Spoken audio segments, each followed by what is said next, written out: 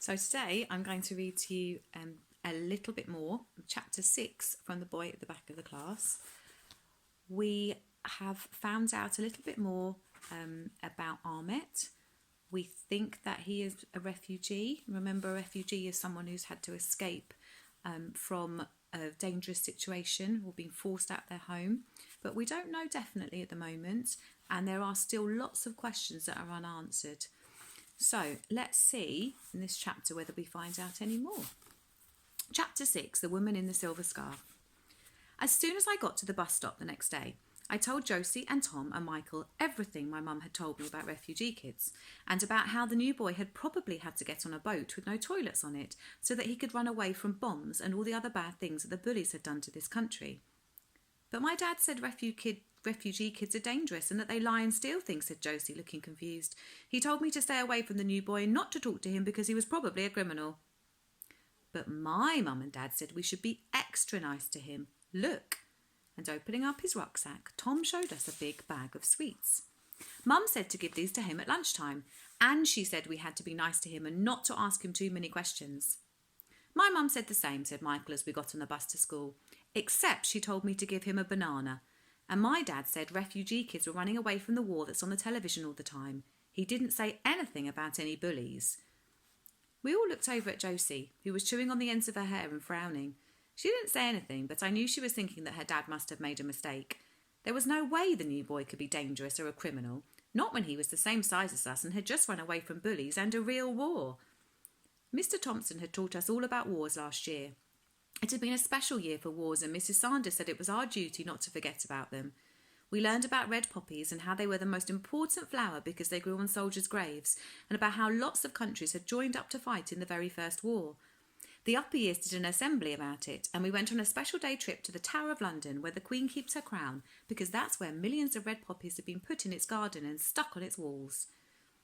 Mr. Thompson said we should never forget how many people have died in wars to save us, but I can't remember long numbers, especially ones that keep going up all the time.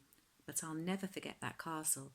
It had looked like it was bleeding, and later on that day a man who knew all about the first big war gave us an extra special lesson inside the castle.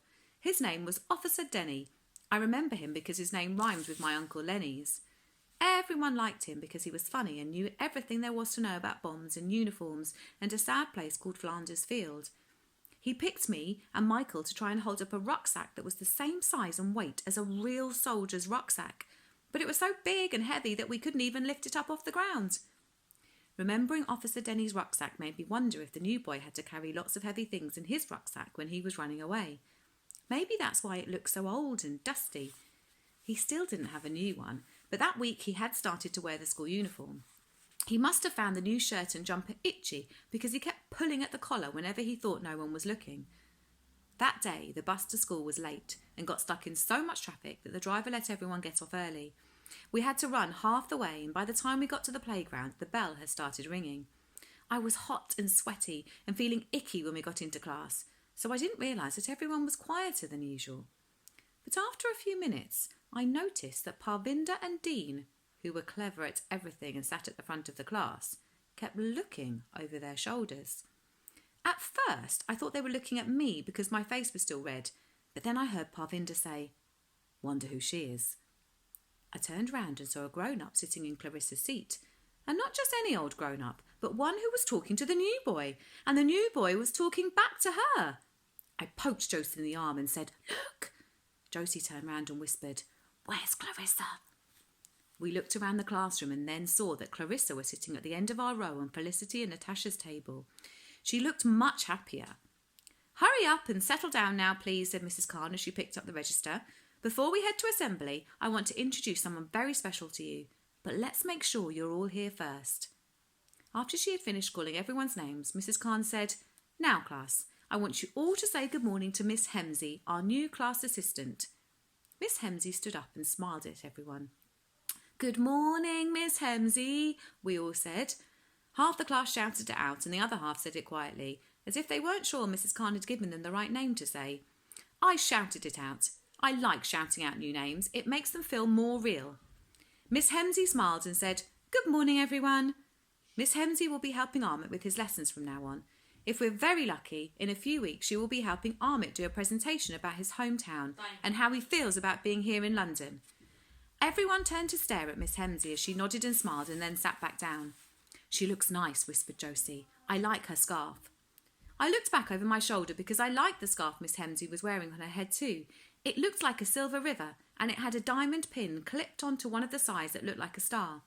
She had one of those smiles where the person smiling never shows any teeth, but I liked it, and her eyes looked like they'd been drawn around with thick black pencil which made them look bigger and more interesting. The new boy seemed to like her too, and when she sat back down, she whispered something to him and patted him on the back, which made him nod. I felt happy for him. He had someone to talk to, and he didn't have to sit next to Clarissa anymore. It's much nicer to sit next to someone who isn't always trying to get away from you all the time and has a diamond pin in her scarf. All that day, the new boy did his lessons at the back of our class, and at break time and lunchtime he went to seclusion as usual. But maybe because Miss Hemsey was with him, he didn't look at the ground so much and seemed more interested in everything we were doing. I caught him staring at me and Josie twice before lunchtime and 3 whole times in the afternoon, and I was sure he wanted to be friends with us now. At home time we waited just as we always did by the gates, but this time all of us had something to give him. Josie had saved her chocolate yoghurt pudding from her lunchbooks for him especially, and Michael and Tom had the bag of sweets and the banana their mums and dads had told them to save. Today, I had an apple to give him, because the school canteen had run out of oranges. But it was okay, because Tom had given me a sticker of a whale to put on it, so it was still special. As we were waiting, I crossed my fingers secretly, hoping that Mrs. Hemsey would come out with a new boy too, because since she could speak to him properly, she would be able to ask him some of my 11 questions. The playground had started to empty by the time the new boy finally came out, holding both Miss Hemsey and Miss Khan's hands. As they made their way over to the woman in the red scarf, Michael whispered, "Come on." I could tell he was excited because his eyes had gotten wider. Michael's eyes always get wider when he can't wait to do something. We all ran over to the new boy and gave him our gifts. "This is from me," said Tom, holding out the large bag of sweets like it was a trophy. "There are cola bottles in there and flying Wispies and some toffee melts too." "And this is from me," said Josie, holding out the chocolate pudding. "It's my favourite." This is just a banana. But look," said Michael, turning it over to show the new boy the row of stickmen he had drawn on it. "And this is from me," I said, holding out the apple. The new boy looked up, his arms full, and gave us each a happy nod. I could tell it was a happy nod and not just an ordinary nod, because even though his mouth wasn't smiling, his lion eyes looked happy. Miss Hemsey bent down and said something in a foreign language into the new boy's ears. He nodded and then, looking up at us, said very slowly, "Thank you, friends." Josie, Michael, Tom and me nodded and beamed, and then all at once started talking. "Do you want to come play football with us tomorrow?" shouted Tom. "At break time?" "I'll get you another one of those puddings tomorrow if you like them," exclaimed Josie. "I'll ask Mum to give me something better than a banana," cried out Michael. "What about some mini muffins?" "And I'm going to get something better than an apple tomorrow. What's your favourite fruit?" I asked. The new boy looked at us and then looked up at Miss Hemsey and Mrs. Khan and then at the woman in the red scarf. They were all smiling, and the woman in the red scarf ruffled his hair just like my mum had ruffled my hair the night before. "Now, kids," said Mrs. Khan, bending down so that her face was the same height as ours. "These are all wonderful gifts, and I know Amit is thankful for them, but he needs to learn just a little bit more English before he can answer your questions, okay?" We all looked at each other and then at Mrs. Khan and then nodded. "But I do think that's a very good idea of yours, Tom. Maybe Amit would like to play football with you tomorrow at break time." Miss Khan looked over at Miss Hemsey, who gave a nod. "Yes, that's a very good idea." "Awesome," said Tom, and he was so excited that he gave the new boy a thump on the arm. The new boy looked at Tom and then at his arm as if he wasn't quite sure what had happened. "There's no need to give him so many presents every day," said the woman in the red scarf, laughing. "It's so lovely, but we don't want to rot Amit's teeth now, do we?" We all shook our heads. "If you still want to give him something at home time, just choose one thing between you all and that'll be more than enough, okay?" We all nodded, and then I cried out, "Miss Hemsey!" I hadn't meant to say it so loudly, but I was so excited at the thought of having one of my questions answered that I couldn't help myself. "Yes," smiled Mrs. Hemsey. "Can where is he from? Like which country? And what language does he speak?" I asked, looking at the new boy. Miss Hemsey's smile widened, even though she still didn't show any of her teeth. "Amit is from a country called Syria, and he speaks a language called Kurdish." "Do you speak that and English?" asked Josie, looking impressed. "Yes," said Miss Hemsey. "I'm Syrian too." "Why doesn't Amit speak any English?" asked Tom.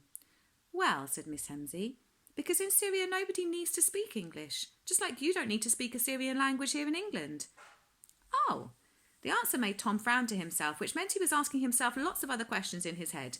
Now, kids, off you go, said Mrs. Khan, clapping her hands. Armit needs to get going, and so do you. And Tom, I notice you're wearing your brother's trainers by mistake again. Try and make it the last time, OK?